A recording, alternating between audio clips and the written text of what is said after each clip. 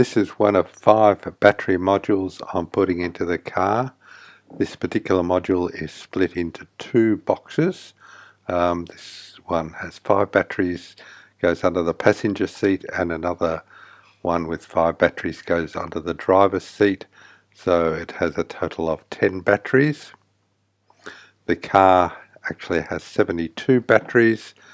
They're arranged in pairs.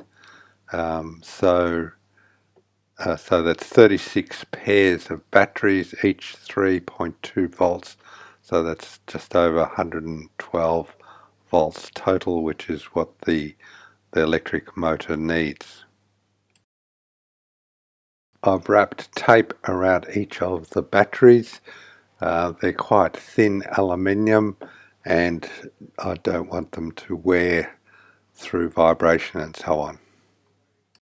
I'm also taping the batteries quite tightly across the top and the bottom to compress them a little bit, because the battery terminals are rigid and I don't want the batteries to be able to swell as they charge and discharge.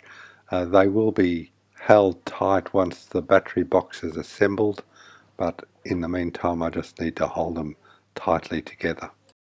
I'm now fitting the aluminium bus bars to the terminals of the batteries, and you'll notice there's thin wires attached to each bus bar, because those wires go to the battery control module, which has to monitor the voltage of the batteries.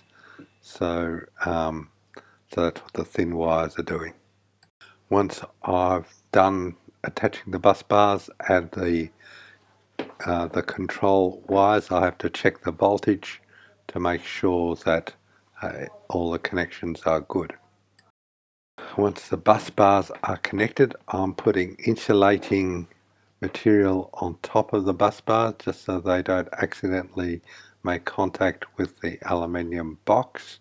I'm also putting those tapes over the terminals because I have to push those through holes in the side of the box, and I don't want any short circuits while I'm doing that. So once I've done all the insulation, I put this wooden frame over the top of the batteries just to stop them moving around. It's just a spacer. I've now turned the battery around and pushed the terminals through the holes in the battery box, and these are the spacers I use to make sure that the terminals don't make contact with the battery box. I've now closed the battery box. It's all screwed so I can pull it apart, and it's got a lid on the end, and now I'm going to fit it into position under the passenger seat. The green strap is just temporarily holding the lid on tightly until I make a mechanical device for securing the lid.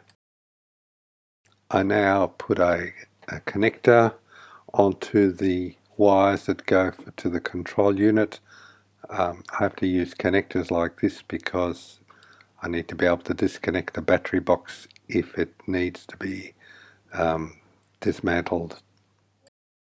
So I've now installed the battery box and put the passenger seat over the top of it.